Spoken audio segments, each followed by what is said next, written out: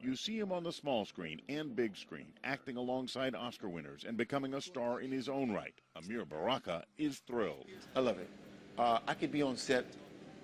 I can be on set 14, 15 hours a day. But in real life, Ameer is humble, thankful at being given a second chance. When you were a kid, did you ever think you would be you today?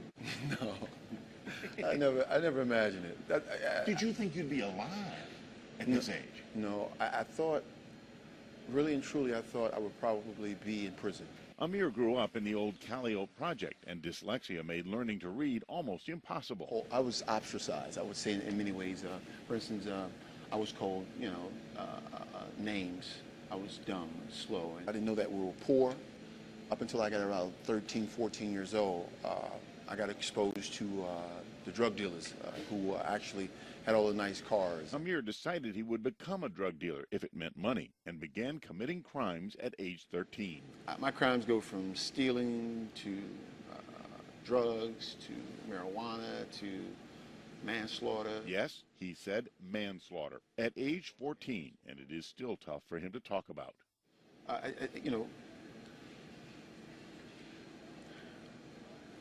It's till this day, it's very difficult to talk about this. You were told to go out and do this, huh? I was told that was the way. That's the rules of the game. So I bought into that lie.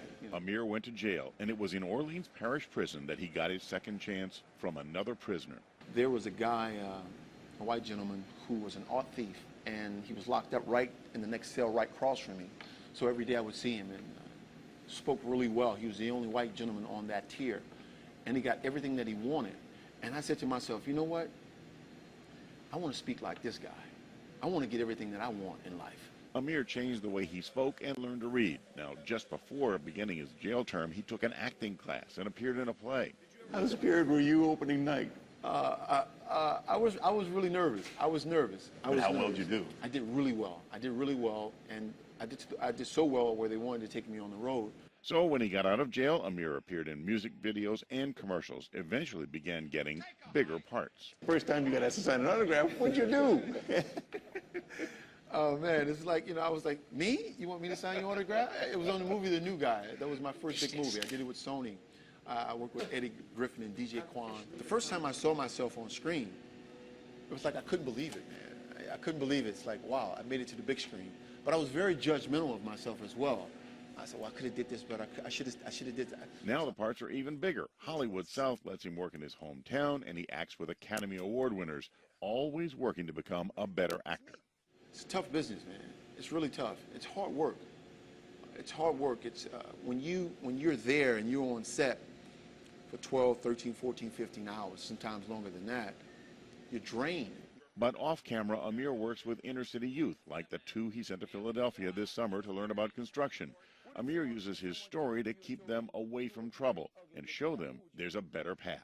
If we can go back into these communities and show these young kids a path of hope, that's why I was taking kids from the schools and bringing them on the sets. He's written a book about his life titled Easy Street the Hard Way, and turned his life story into a series for television called NOLA Life. It's about my life, how this guy who was living that type of lifestyle gives that lifestyle up. He's released from prison, but the only way he's released is the judge telling him that he has to be a mentor. For 12 for the Road, Warehouse Grill bartender Justin Bupp created a festive drink that doesn't have alcohol, the perfect ingredients to avoid drinking and driving. This is called a Berry Merry Xmas, right? So you want to take this glass. So you're going to rim the glass first. I'm going to rim the glass first. That's what you want to do. Give it a little sweet taste. A little sweet taste. A sugar? A sugar. All right. Bow.